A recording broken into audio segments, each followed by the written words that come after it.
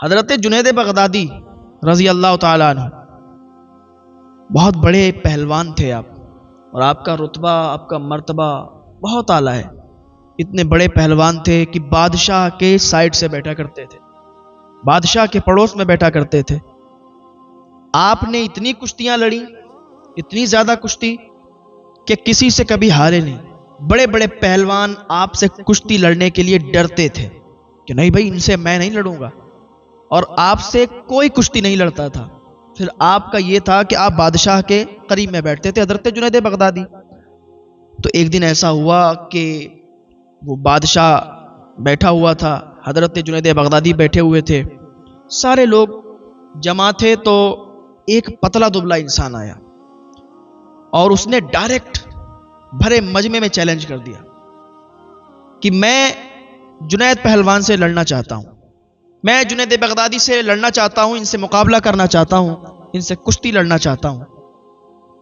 جنید بغدادی نے اس کی طرف دیکھا، بادشاہ نے اس کی طرف دیکھا کہ ارے بھائی، اتنا پتلا دبلا انسان اور بھرے مجمع میں جنید کو چیلنج کرتا ہے۔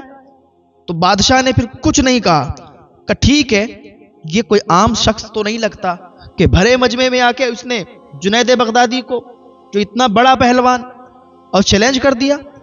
اب سارے لوگ موجود تھے، بادشاہ نے اعلان کر دیا کہ ٹھیک ہے، فلاں تاریخ میں فلاں جگہ پر جنید بغدادی کی کشتی اس انسان سے ہوگی، جنید اس سے کشتی لڑیں گے، سارے لوگ آ جائیں۔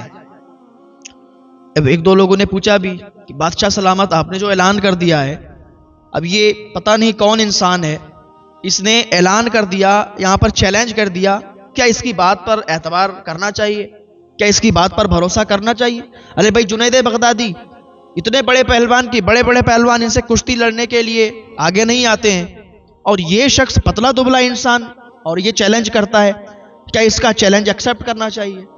تو جنید بغدادی رضی اللہ تعالی عنہ نے بھی کہا کہ نہیں، اس کا چیلنج میں ایکسیپٹ کرتا ہوں۔ اب اس میں کوئی گنجائش نہیں ہے کسی کی کہ یہ چیلنج اب ایکسیپٹ نہ کیا جائے، میں اس کا چیلنج ایکسیپٹ کرتا ہوں۔ بادشاہ نے اعلان کر دیا ہے، جگہ متعین کر دی ہے، وہاں پر کشتی ہوگی، سارے لوگ اسی تاریخ میں اس جگہ پر آ جائیے گا۔ اب تو لوگوں میں باتیں شروع ہو گئیں کہ ارے جنید پہلوان بہت بڑا پہلوان ہے، کبھی کوئی کشتی نہیں ہارا، اور یہ پتلا دبلا انسان کیسے ٹک سکتا ہے؟ آخر بات کیا ہے کہ اتنے پتلے دبلے انسان نے اتنا بڑا چیلنج؟ اور یہ سوچنے والی بھی بات ہے کہ کہاں جنید بغدادی جیسا پہلوان، کہ بڑے بڑے پہلوان ان سے کشتی لڑنے کے لیے آگے نہیں بڑھتے، کہاں یہ دبلا پتلا انسان، اور اس نے بھرے جو ہے مجمع میں چیلنج کر دیا۔ تو آپس میں باتیں چلتی رہی، حالانکہ وہ ٹائم، وہ وقت، وہ تاریخ بھی آ گئی، اور سارا کا سارا مجمع جمع ہونے لگا اسی جگہ پر۔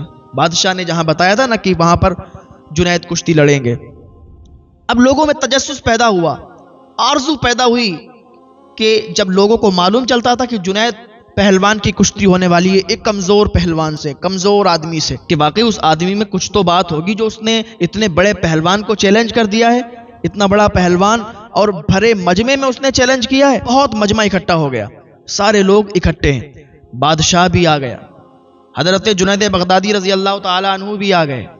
اب سارے لوگ موجود ہیں، کافی دیر انتظار دیکھ رہے ہیں کہ وہ انسان، اس کو جس نے چیلنج دیا تھا، اس کو بتایا گیا تھا کہ یہاں پر آ جائے، لیکن اب تو کافی ٹائم ہو گیا، وہ آیا نہیں۔ تو لوگ آپس میں باتیں کرنے لگے کہ ارے کس کی بات مان لی بادشاہ نے؟ زور آدمی اور بھرے مجمع میں اگر ایسا کہہ دیتا ہے تو بادشاہ کو بھی سوچنا چاہیے، جنید جیسے پہلوان سے اس کی کشتی کروا دی۔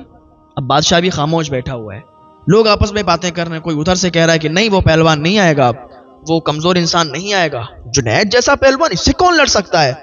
اس سے کون آ کے کشتی لڑے گا؟ کون اپنی ہڈی پسلی توڑوائے گا جو جنید جیسے پہلوان سے لڑے گا؟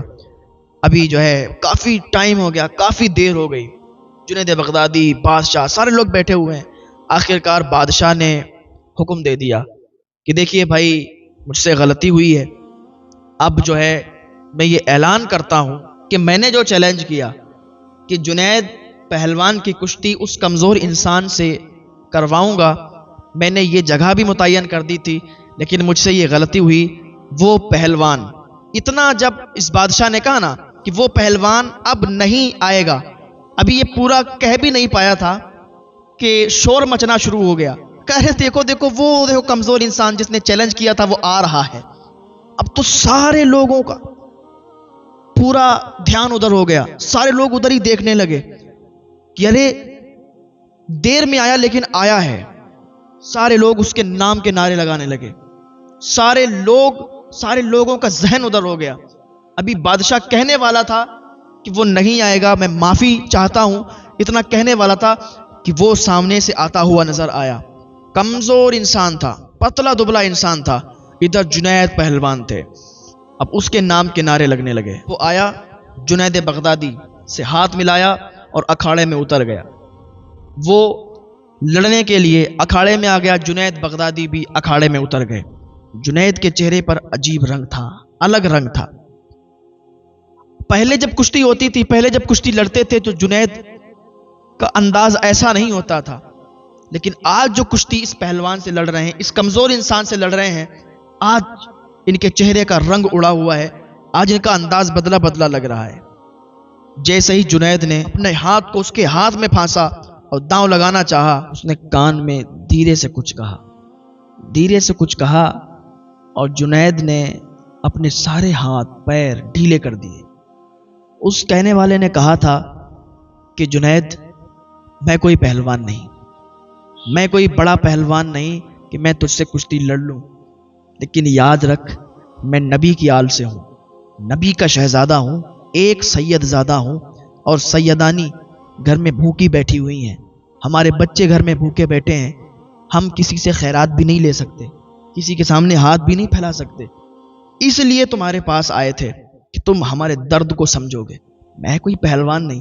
آج اگر تو کشتی ہار جائے گا نا جنید، تو قسم خدا کی کل میں اپنے نانا سے تیرے سر پہ دستار بندھواؤں گا.